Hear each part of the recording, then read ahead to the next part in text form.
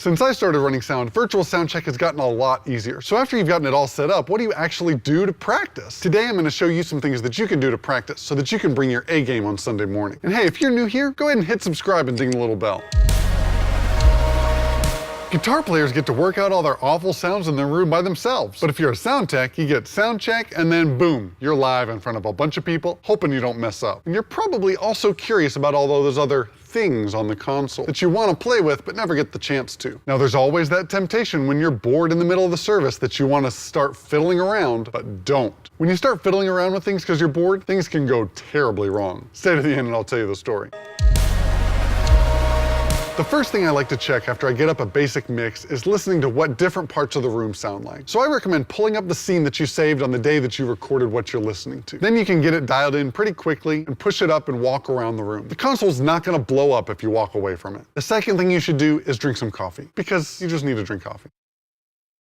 Whenever drinking coffee near the soundboard, always practice safety first. Use a lid that seals, and then also set it away from the board. You don't want to be spilling coffee on this expensive stuff. The first thing I'm going to listen for is how the bass feels in different parts of the room. As you walk around, you'll hear how the bass gets louder and quieter in different spots. If your subs are in a spaced pair on either side of the stage, as you walk to the middle of the room, you'll hear the power alley, where the two sets of subs combine. Out towards the sides, the bass tends to get thinner, both because there's some phase cancellation and because it's not combining with the other sub. Listen for how much bigger it gets when you're closer to the sub or further away. Other places to check are along a wall. While there's not usually seats there, that is where there will be a bass buildup. Also, be sure to walk on stage to feel how much low end is coming back at your musicians and singers. This makes a big difference in how their monitor mix feels, so it's good to know how much is spilling back toward them. Another thing to think about is how the vocals feel when they're pushed up and out front. Vocal intelligibility is the most important part of your mix, so you need to be listening for different parts of the room that might sound in a way that clutters up or covers intelligibility. This could be where there's lack of speaker coverage, or it could be an acoustic anomaly where reflections are making it less clear. The other thing to look out for is places where the vocals sound harsh. With a big mix and vocals that are out in front, you want to make sure that those vocals are clear and in your face. But if you have any parts of your room where it sounds harsher than where you're sitting at front of house, that can be a real problem and can hurt somebody. And ain't nobody got time for that. So check for places where high mids come out a little bit more and make sure that your vocal compression and EQ has those problem spots tamed. The third thing that I'm listening for is room reflections. As you walk around, listen for how the sound bounces off the walls and can color the sound in different ways. This is called comb filtering, and once you learn to listen for it, you'll hear it a lot. Now, the room acoustics can change when you get a bunch of hot water bags, or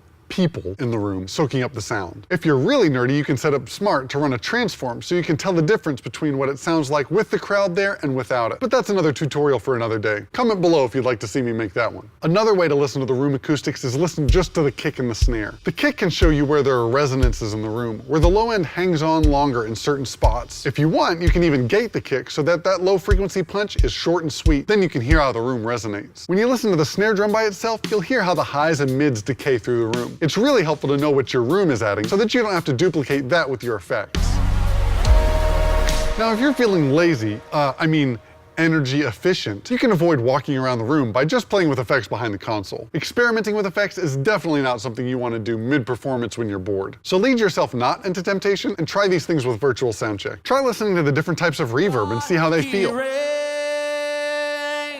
He reigns, we give you glory, we give you glory. Take one parameter and go to one extreme and then the other, trying to dial in and really hear what that thing is doing.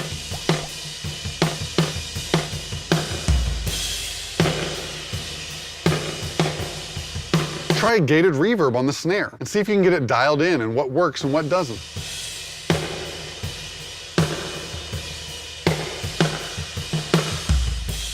Mess around with modulation on your reverb or delay. Try the different modulation times and see what those feel like. You're the Lord our God, you reign, you reign. One more time, hallelujah. After you've gone to the extremes, dial it back and see if you can use it in a tasteful way in your mix. This is your chance to dig through the things that probably don't sound good, but you might find that hidden gem that really can make your mix shine next time. The other thing you could try are the compressors and EQs that are built into the rack of the console. Sometimes those processors will let you shape the sound in a way that you just couldn't get with your built-in EQ and compression. You'll never waste your time playing with effects, unless somebody's waiting on you. So there's a lot you can learn about EQ when you're not having to get it perfect right then and there. Pull up an input and with a moderate bandwidth, push up one frequency and listen to what that sounds like. Then bring it down to 0 and push it up again. Tell yourself, this is what too much 200 sounds like on a guitar. Or this is what too much 1K sounds like on a piano.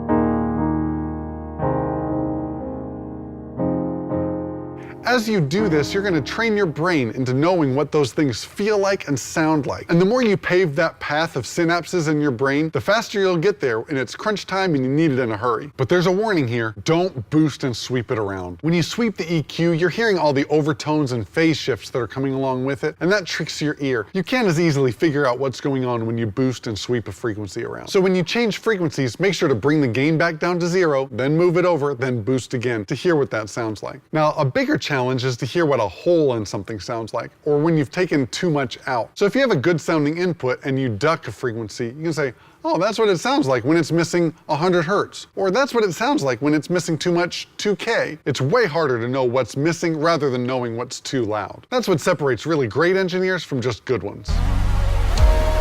Now, one really cool way to dial in your reverb sounds is to run pink noise through it that's gated and triggered by a metronome. The metronome keys the gate, sending a short burst of pink noise to your reverb unit. That way you can really isolate what all the different parameters are doing. The really cool thing about having it timed to a metronome is you can see how different reverb times relate to different tempos. This is really great for parameters that are tougher to hear on a changing input. Doing this totally opened my eyes to what the diffusion control does on a reverb.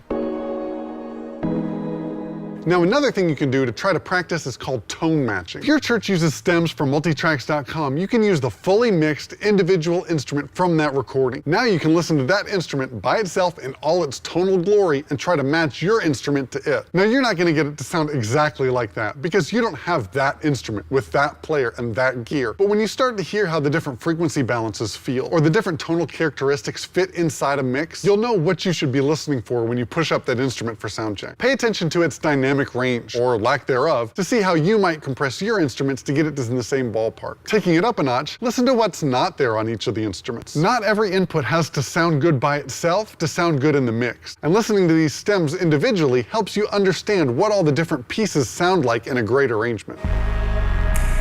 Now, the last thing I suggest is actually watching a video tutorial on a topic or instrument and following along with it on the soundboard while you watch. Bring your phone or laptop, pull up one of my mixing tutorials, and follow along. Do what I do as you're working on your own input on your own console. This is really helpful for tactile learners. If you've got to do it to learn it, this tip is for you. Now, it's even better if you can play the video through your PA so that you can hear what it sounds like on that size system in that room. This way you can listen just how much you have to boost or cut to get your input to sound similar to mine. You can even pause the video so that you can isolate that one frequency on a go-to spot that I tell you about. Or you can crank down the threshold on the compressor, compress it way too much, and sweep the attack time back and forth to hear what it sounds like on your input. Find out what works for your singers and musicians. Singers are so unique, you really need to dial in and find out what works on their voice, not just what works on the inputs that I'm showing you. Every band is different, every room is different, every mix is different. You're gonna have to figure out what works well for you.